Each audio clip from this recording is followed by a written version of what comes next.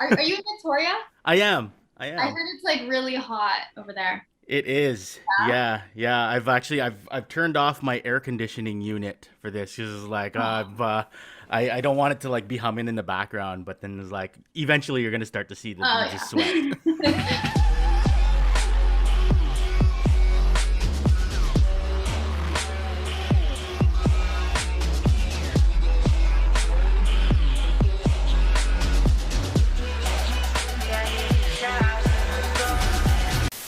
We'll be quick so that you can get some icy water. Oh hey, no, as much time. Well, actually, as much time as you have. I know you're a really busy person these days, so Yeah, I've never had such a busy year in all my life. It's yeah. Hey, very wild. Like every day I'm just like, I think I'm in a dream. I yeah. just, yeah.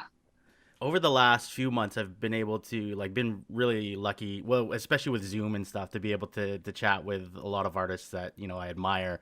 I have this huge admiration for like songwriters and creators such as yourself in general, because a lot of what you do is like very much like a service. It can help people navigate their realities, people who might have like similar stories, but might not necessarily have the skills to create what you create.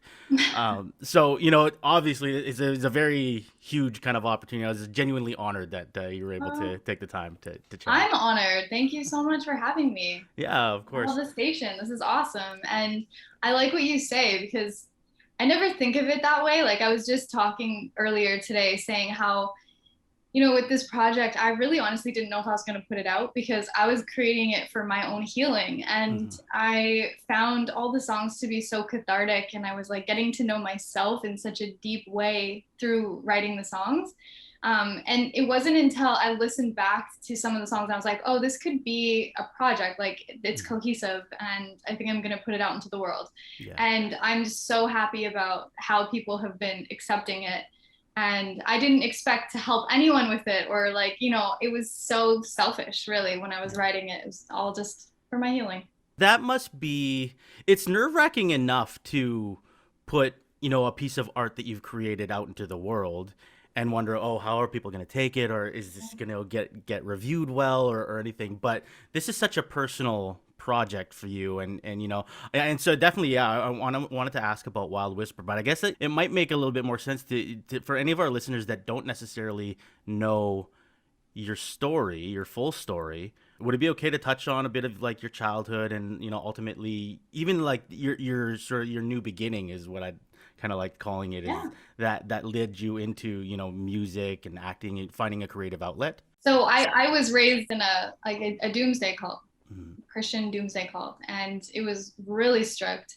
And pursuing music, and I'm an actor as well, so pursuing the things that I get to do now every day wasn't even a thought for me. I'd never have dreamed that I could live this life, because I wouldn't have wanted to, because the life would have taken me away from my purpose, which was to serve God, in the way that God wanted to be served, which was fully dedicated to that religion. Mm. And when I realized that I was in a cult, that's when I was like, oh, I can do anything I want to do. Once I, deprogrammed mentally and had a lot of help, uh, that's when I was like, okay, I get to live my dreams now.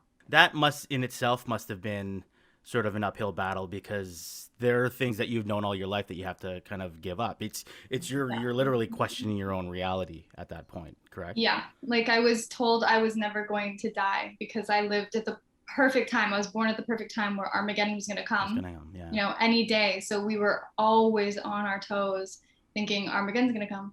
Hmm. And I didn't want to stray from anything. So I was fully dedicated. And it's, it's crazy to look back and think of how different my life was and the things that I did give up for, my whole childhood, teen years, normal, regular things that would have brought me so much joy, Hmm. that weren't sinful at all. Yeah. So, yeah, it was really hard deprogramming. That was the hardest part, harder than losing my community and my friends. It was deprogramming my mind. And I had to, I had to have a lot of people help me. Hmm. And I had to go to the internet because there's so many great resources on the internet. Um, and yeah, that's really what helped me the most, was Hmm. understanding the workings behind the religion, because Yeah. at first I was just like, I was playing with the idea. I'm like, wait, is this Satan that wants me to think that this is not real? So it took, Yeah. almost a year just for me to get over that. And then from that, comes sort of this new life that you're living, which is great. And Yes. and the opportunity to be able to tell that story, because like, and I think the thing that's another really big thing for me, and what makes me a huge fan of you, is that obviously with the news cycle right now, we're really seeing the realities of you know where this country has come from. And it's one thing to be able to see it in a news headline. It's another to be able to hear it in somebody's art, and to hear somebody's personal stories and personal journey, to bring another perspective, which I very much admire. Thank um, you. the other thing that I loved when I first read about you, and I first started hearing a little bit more about your story, is the TikTok video. Your Oh family yeah. reunion up in northern BC. Could you summarize kind of what that was like for you? Yeah, so I actually, the first video I ever posted on TikTok went viral. Yeah, That's not the one you're talking about, right? that's the cat one, right? Oh yeah, yeah, that's the one. So there's that. I love that. Yeah. Yeah, so that's my grandpa that I grew up with. He was never in the religion, so it Right. was like my grandmother was the devout religious one, and then my grandpa was complete opposite, like Wow. alcoholic, in and out of prison. It was a world of polarity growing up. So I Mhm. went back to BC and then filmed him, and then that went viral. And then I was like, oh, this is a great platform. Yeah. I should put my stories on here. Yeah. And so I shared a little bit about meeting my Indigenous family, and that got a lot of really great reception. There's so many Indigenous people who have been taken away from, knowing anything about their culture, their biological family. So there's so many people who found like happiness and joy like in seeing me meeting my family, and Yeah. they opened up to me and said, like, I'm going through something similar, I'm trying to find my family right now. So I'm very glad I'm using the platform. I love TikTok. And even just like some of your short videos, you had a video where you're talking about, and I think it was like maybe 10 seconds, where you had this great line about how you're so, and I'm a horrible paraphraser, but but it's like you're so obsessed with wondering if somebody loves you, that you forget to sort of cherish the moments when they do love you, or that Yeah. so. Yeah. I've been learning a lot about unconditional love in the last couple of years. I never knew anything about that. Mhm. That wasn't even a concept. I was just like, love is painful, love is this. But I never understood the concept of unconditional love until I experienced it. And it changed everything for me. Mhm. Just, I don't put expectations on and like on love anymore. It's Yeah. just something I'm so blessed to feel. Yeah. And I'd rather be the one to love Yeah. than to, you know what I mean? Like I want to love, I want to feel it. I'm not Yeah. worried about how people feel about me anymore so much. Mm-hmm.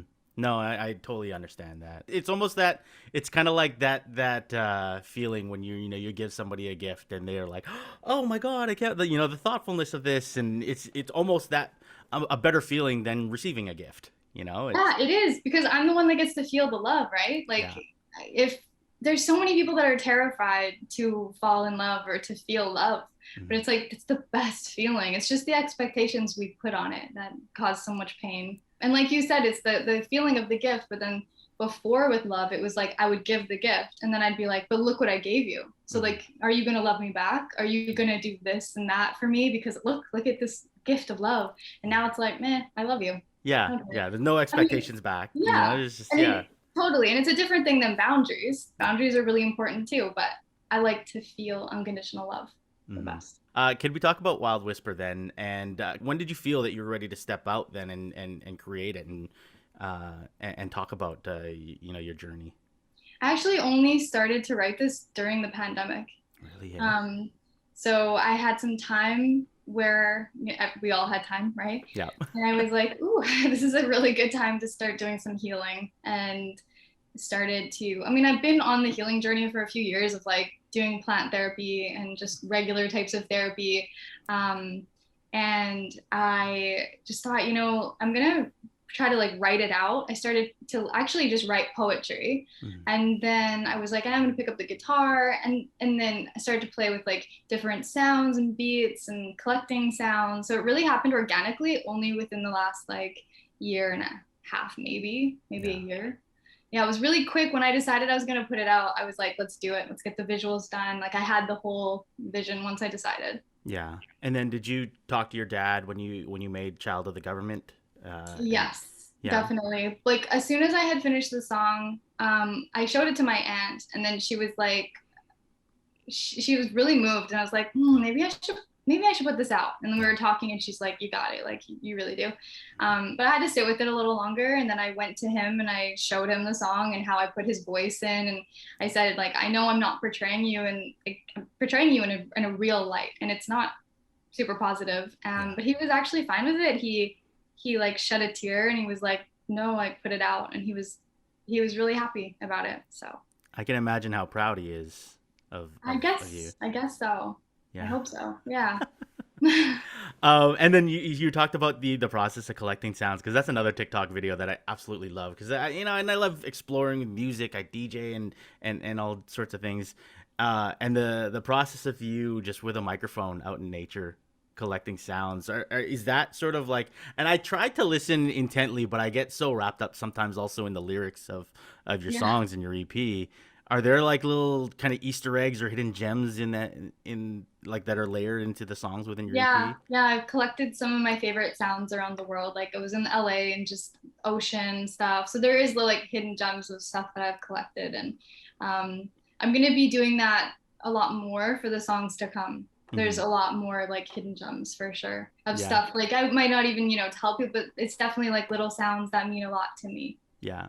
Is Yeah. that part of the beginning of your process? Is the collecting of the sounds and seeing then how you can use them, or That actually just kind of happened organically. It was definitely not the first thing I did. yeah, It was like after. It was an afterthought. Even like putting my dad's voice in, I actually I was thinking, I'm like, I wonder if I still have any of the clips because he used to call me when he was drinking all the time yeah, and it was so negative and I would just be like, I'm gonna record you to show you how you sound. yeah, So that one was like his most positive, like it was like an apology. And I was like, hmm, I'm gonna put this in because I think it like ties up the whole song.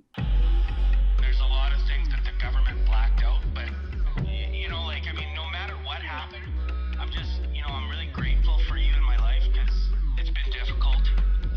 And I guess I passed a lot of that on to you, we're doing the best we can, and life's awesome. Yeah, so I feel like that happened after, like when I was collecting voices and sounds and hmm. then I just kind of put it in after. Now, I did want to ask about some of your other projects. I know you're quite the busy actor these days, and I don't I didn't want to I don't, almost didn't want to get into it. I was like, oh, I don't know if I'm gonna even get in trouble for asking, but like I'm No, very yeah. excited because you're working on a show right now, and I Yes. don't know how much you're able to tell me about what you're doing in Yeah. said show, or if I can even say the title or Yeah, so anything. I can totally say the title. I'm working on a new TV show called Why the Last Man, and it is Okay. something like it's so exciting. Yeah. I just got some more books in the mail today Yeah. from the series that it's based on. Yeah. The show is so epic that, and I can't say what character I am or anything I yet. know. That's what I Yeah, figured. I was like, this is yeah, probably a huge secret because I think I saw they announced it on Twitter that you were part of the cast or that you had joined the yeah. cast, but they didn't say who you were playing. And I was like, Yeah, oh the producer wow. like teases me because she'll like post a picture of me or my music and she'll be like, Yeah. she's on this show, but she like, yeah, I'm not allowed to say anything more until September when it comes September. out. Yeah. I'm so excited about that. Yeah, I'm so excited too. Like I really am a huge fan of the show and it's so amazing to be a part of something that I'm actually like a fangirl over. It's really cool. Yeah, yeah. And then, so have you been really? Has that been kind of keeping you pretty busy in Yeah. conjunction with music? Like, how? What's the Yeah. balance there? So I've been filming for months, and I got another little bit to go. So I've been very, very busy. It's Yeah, been, I wouldn't even say like I'm balanced at all. And until August, I'm gonna be taking like more time for music again. yeah. But yeah, it's been really busy with acting. And then with just like putting stuff out into the world, there's Mhm. so many like emails every day and meetings and stuff. So yeah, it's been incredibly busy. I don't know if I'm balanced in any way right now, shape or form. Eating, sleeping, like I don't know what's going on. So Yeah. Well, again, thank you so much for taking the time to chat. thank Uh, you for having me. I appreciate it. yeah, yeah. Hopefully one day you can, when you're, visiting your family out in BC, you just come down south and go over to Yeah, Victoria. So. I will for sure. I'm gonna be coming out that way this year.